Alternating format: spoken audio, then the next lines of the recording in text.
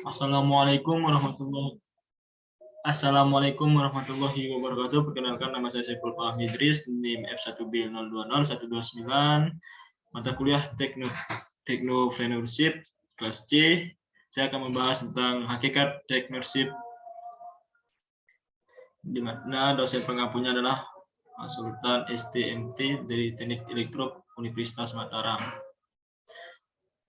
Di mana 2.1 kepribadian technopreneurship akan mengajukan konsep Pitnor Assessment, selanjutnya disingkat NH, yang diartikan sebagai virus kepribadian, menyebabkan seorang ingin selalu berbuat lebih baik dan terus maju, selalu berpikir untuk berbuat baik yang lebih baik, dan memiliki tujuan yang realistis dengan mengambil risiko yang benar-benar telah diperhitungkan.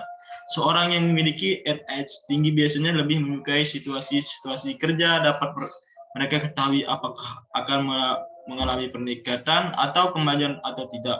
Uang bagi mereka bukanlah tujuan. Menurut Michelan Klaster, orang yang memiliki NH yang tinggi itu lebih menyukai pekerjaan dengan risiko yang realistik, bekerja lebih giat pada tugas-tugas yang memerlukan kemampuan mental, tidak menjadi pekerja lebih giat dengan adanya imbalan uang, atau ingin bekerja pada situasi yang dapat diperoleh mencapai kepribadian personal assessment, menunjukkan kinerja yang lebih baik dalam kondisi yang memberikan umpan balik yang jelas dan positif, cenderung untuk berpikir ke masa depan dan memiliki pemikiran untuk jenjang panjang. 2.2 Karakteristik pembentuk technopreneurship. Spirit dan karakter technopreneurship dibentuk oleh 3 komponen untuk membentuk, yaitu intrapersonal, interpersonal, dan extrapersonal.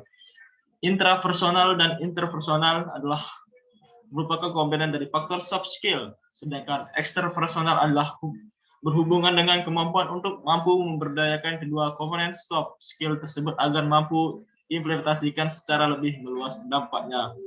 Extrapersonal, interpersonal, interpersonal, di mana 2.3 ini manfaat pengembangan technopreneurship. Singapura adalah salah satu contoh negara yang berhasil dalam membuat kebijakan penumbukan basis technopreneurship 45 tahun yang lalu atau era 1960-an. Singapura adalah negara kecil di Asia yang miskin.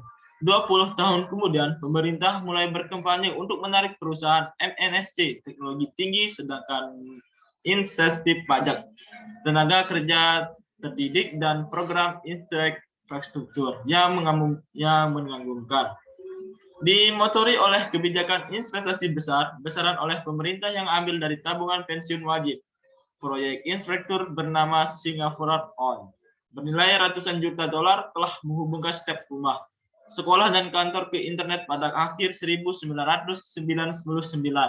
Dan negara kecil Singapura ini telah melakukan investasi di bidang teknologi informasi di sekolah dengan nilai yang lebih besar daripada negara manapun. Contohnya lainnya tentang pentingnya pemerintah dan pendorongan technopreneurship adalah sejarah negara kecil di Eropa, yaitu Finlandia, membangunkan ekonomi yang berlebihan pengetahuan dan teknologi pada tahun 1980-an. Di industri utama Finlandia adalah kertas dan pulp. Nokia, perusahaan terbesar di negara, yaitu bermarkas di Helsinki atau waktu dikenal sebagai perusahaan spektur karet. Ketika krisis ekonomi menghantam pada tahun 1990-an, Finlandia mengubah grand strategi negaranya, yaitu berlari ke teknologi tinggi untuk menyelamatkan diri. Pemerintah Finlandia menggambarkan 2,9% dari PB, produk domestik bruto, untuk riset dan pengembangan teknologi. Berbagai perusahaan menjalin kerjasama internasional untuk mulai membangun industri elektronik, dan Nokia menemukan pasar yang tak pernah jauh berupa telepon seluler dalam waktu singkat. Nokia meraup keuntungan USD 32 miliar dalam setahun, dan keberhasilannya memicu ledakan teknologi di Finlandia. Setelah berkembang, perusahaan ini juga berinvestasi dalam pengembangan ilmu pengetahuan di berbagai investasi di seluruh negeri. Bekerja sama dengan BUMN, memiliki pemerintah Finlandia Kini Finlandia memiliki 400 perusahaan berteknologi tinggi. Pendudukannya hanya 5 juta orang, tetapi hampir separuhnya mengagum telepon seluler.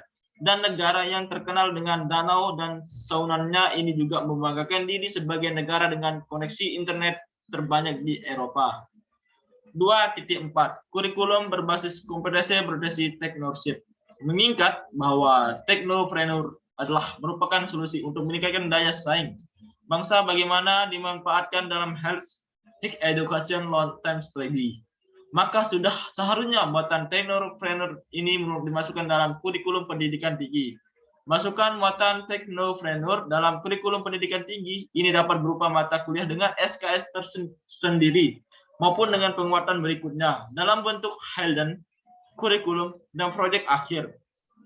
Untuk mengaplikasikan muatan technopreneur yang bersifat hidden kurikulum, maka model kurikulum berbasis kompetisi KBK adalah model kurikulum yang tepat untuk diimplementasikan.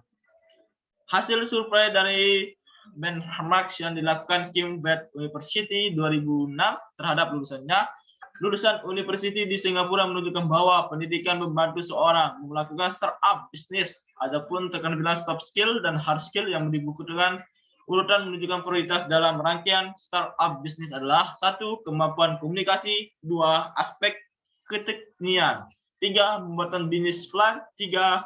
4. Keterampilan bisnis, 5. Manajemen dan motivasi orang. Dengan demikian, maka ada 2 hal faktor soft skill yang dianggap penting, yaitu kemampuan komunikasi dan kemampuan motivasi orang lain melalui pendekatan non-sistematik. Adapun pengalaman membantu mereka dalam melakukan startup bisnis, urutan menunjukkan prioritas 1. Mengikuti proyek bisnis magang, 2. Mengikuti training, 3. Public speaking, 4. Mengorganisasi event. Hasil survei menunjukkan bahwa kualitas yang diperlukan untuk membantu mereka sebagai lulusan perguruan tinggi dalam melakukan startup bisnis, urutan menunjukkan prioritas adalah 1. Teamwork, 2. Leadership, 3. Etika bisnis, 4. Inovasi. Dari hasil survei di atas maka dapat disimpulkan bahwa faktor-faktor soft skill yang perlu dikembangkan dalam KBK adalah 1. Kemampuan komunikasi termasuk kemampuan menuliskan ide dan berinvestasikan rasionalitas dari ide tersebut secara kriteria ekonomis. Kemampuan untuk memimpin motivasi orang lain dan bekerja sama dalam tim yang tangguh. Kemampuan untuk berinovasi dengan pola pikir yang kreatif. Kemampuan memahami etika bisnis. 2.5 peranan pemerintah dan perguruan tinggi dalam membangun spirit. Pemerintah sebagai regulator diharapkan sebagai peran untuk menumbuhkan dan mendukung kultur teknologi dalam aktivitas pemerintah sebagai yang dilakukan oleh negara Finlandia, Taiwan, Singapura, dan Cotton Bab 1. Sebelumnya, pemerintah dalam hal ini adalah penentu grand strategy tentang hendak kemana Coalition Based Economies (KBE).